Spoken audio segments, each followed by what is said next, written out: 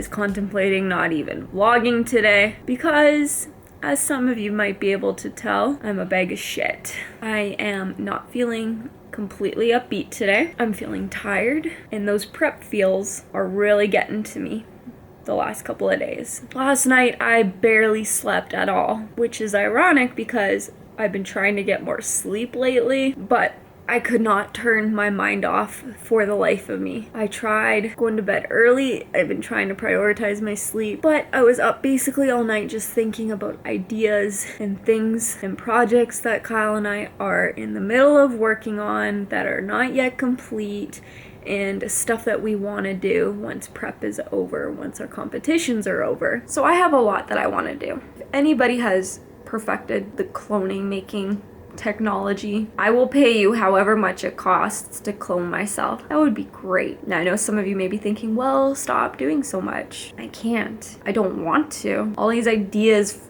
freaking going around up here, I'll execute them. I'm just impatient. And what's the number one thing that I preach on this channel? Patience. But the only thing that is holding me back right now from doing all this is the number one thing that I need, which is sleep. So even though I didn't feel like vlogging today, I was gonna literally say screw it for this Sunday's vlog. I decided not to, because even though I'm a perfectionist and I like my vlogs to be top quality, and that includes me being upbeat and happy, it's also about documenting my journey. And let's just say that those prep feels are getting to me. I am really fucking tired today. So I thought I would spend the day talking to you guys about the number one thing that I need right now, which is the number one thing that most people in a caloric deficit or an active fat loss stage needs: sleep.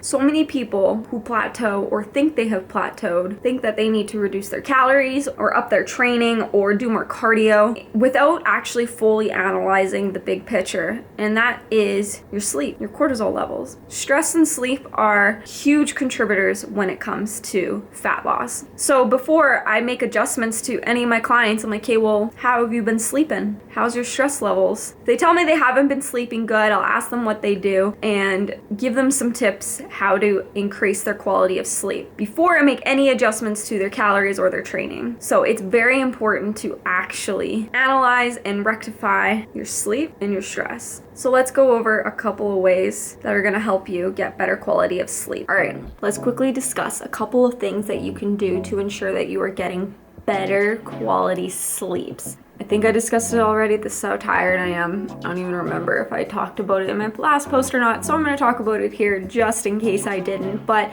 the reason that you want to get good quality sleeps is obviously for fat loss. That's the most important thing. If you aren't getting a good night's sleep, typically you're going to hold weight. So if you find that you're frustrated and you feel like you've plateaued, make sure that you are analyzing your sleep patterns first before making any unnecessary adjustments.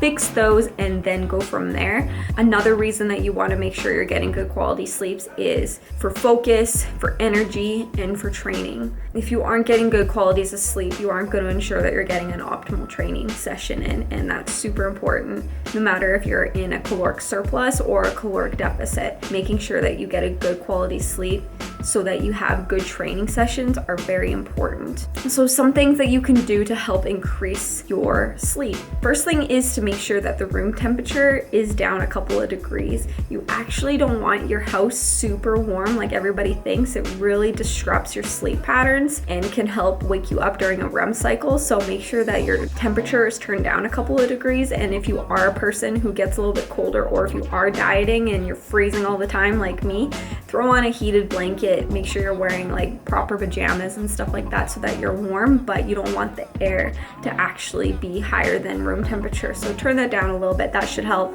Another thing is if you watch movies on your laptop, like for me, I like to watch something before I go to bed, something that's like mindless. You want to make sure that you have an app so the blue screen is reduced.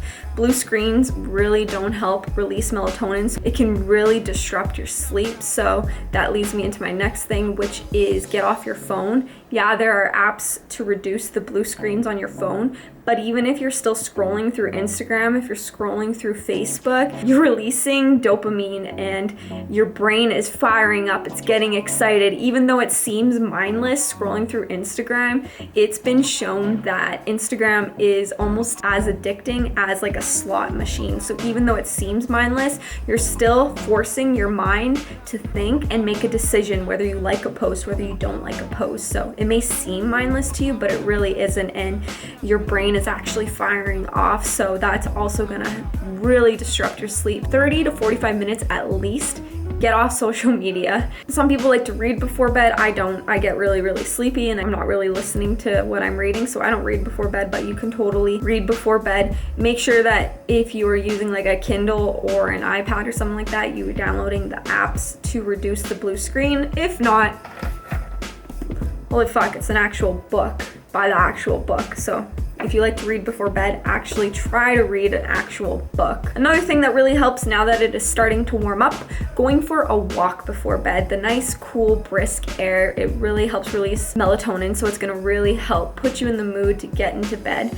So going for a walk right before bed is another way to help. And lastly is meditation. Meditation is really gonna help put you in a relaxing state. It's really gonna help allow your body to feel like it is ready for bed. So if you find that you aren't getting good quality sleeps and you need to catch up on your sleep, actually research indicates that you need to catch up on your sleep within 3 days. So if it's been a week or 5 days and you feel like you haven't caught up on your sleep, it's not going to be as effective. So just be aware of this. It's not like it's a complete bad thing if you've been behind on your sleep for a week. Just be aware of this going forward. So making sure that you get about 7 to 8 hours of sleep.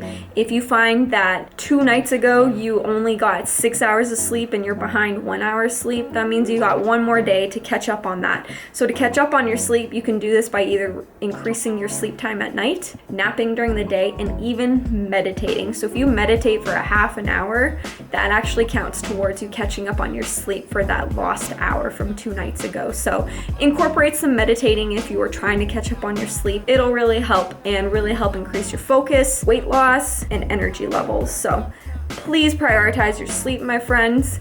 I have been doing this, and something that I am gonna do for myself, because my brain is going off with ideas in the middle of the night, I am gonna be writing a list out before I go to bed of everything that I either have to do, everything that I want to do, and everything that's just on my mind that needs to get done right before I go to bed. So that way I know that it's on the list. There's nothing I can do at this particular moment, but having written it down, I know that those thoughts aren't going to get lost throughout the night. So hope that helps.